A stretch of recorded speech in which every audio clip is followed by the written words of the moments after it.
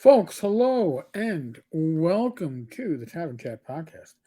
I am your host, Eric Tenkar, your bartender in the OSR. And what do we have in front of us today? Well, I have the actual page that is part of the title of this video. I will include a link in the show notes and probably a pinned comment. This is the one page dungeon generator over at it's.io, and it has an amazing amount of options.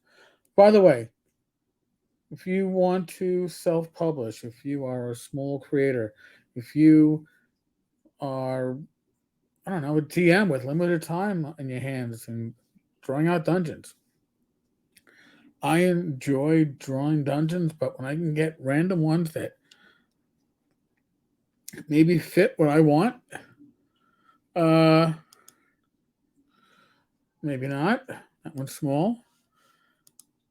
All you gotta do is refresh to find another one. By the way, it gives you a title. Underground Vault of the Grim Seashell.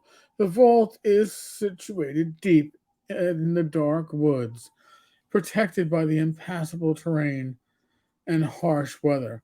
Now it is controlled by a party of gnolls. It is rumored that untold treasures of gold and jewels can be found here. Now, you might go with that plot hook, you might not. You might look at this map and say, yeah, not for me. New dungeon, or if you're just looking at the web page directly, refresh. Maybe you get this one, and I can go, hey, look here on the east wall. That looks like it's going to be a statue, maybe an altar. Ah, all right, it's like that. This room toward the center has what appears to be a bed. It gives you little things, little pieces for you to consider. But you can adjust this, folks. You can adjust this. You can rotate to fit. You can zoom to fit. So I like to zoom to fit. That's when I'm working on a full page like this. Notes. I have notes currently off. Usually, what I have are numbers. So I can go through this and I can number my areas are numbered. I can get my sheet out and I can start detailing what's in, like, room 3. Like I said, statue with an altar.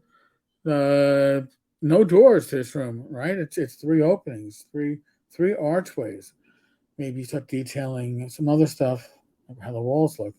But this is pretty cool. Now, maybe you want symbols instead.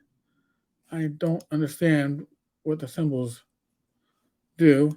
The legend gives you. Now you can't see it. Let me turn off the. In the bottom left-hand corner, you have a few numbered areas. 1, a scorched gate to the south. 2, an unholy tablet in a reinforced chest. Oh, so maybe that wasn't a bed. Maybe that's a chest. 3, a hooded figure chained to the wall. 4, a frozen body of a gnoll. A cloak and an ornate halberd close to it. Again, these are all things to assist the DM. What else? What else do we have? Tailed. So instead of having those notes in the corner, you can have them pointing to the room, kind of like a comic book, right? You're reading a comic book, there's your text. Same type of feature. Or the default, which is just a box nearby. For me, when I want to think about using this for maybe um, generating a dungeon for whatever adventure I want, I already know what the adventure or the dungeon is supposed to have in general. I'll refresh 5, 10, 20, 100 times till I find the right levels of the dungeon that I want, and then I print those pages out. I save those. You can save as a PNG, and you can run with them. It's a great tool. I use this for when I ran at ShireCon. The minions of Tenkar. Now, the thing is, I had 3 levels. I only used one, and I've mentioned before. when I run games at conventions, I like to have multiple points where I can have the main encounter, depending how the party is progressing. So that, in my case, first level was fine. Having the extra 2 levels didn't hurt; just wasn't needed. Um, rotate to fit. Otherwise, it's going to look like this. But since I have my screen oriented to be vertically, this works. Secret rooms. Not quite sure. This map might not have any secret rooms. Monochrome on or off just changes the hatching.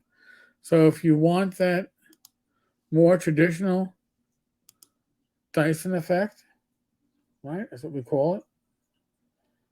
But if you want that hatching effect that's lighter or darker, turn off monochrome. I have it right now set for full screen. If it wasn't for full screen, this is what you would get. You get the comments below. But I prefer full screen. Style allows you to change the colors around. You can play with it. You can make it a color map. Tags allow you to generate your dungeon and like, all right, well, what works for me? What doesn't work for me? Well, you know what? I could do a random dungeon based upon these things, which are square, single level, small, spacious. Or I could do medium.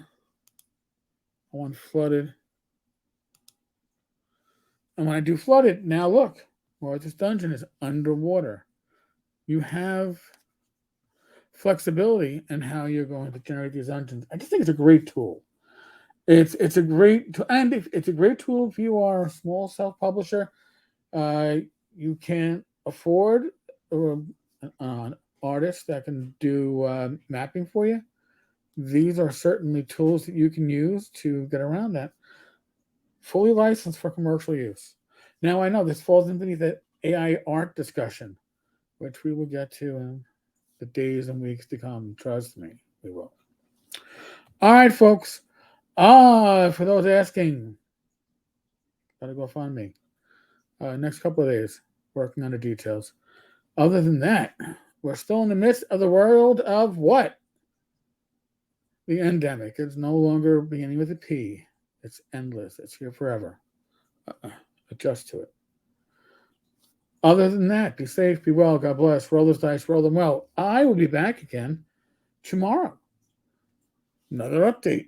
Let's see what we have to pull out of our proverbial hiney tomorrow.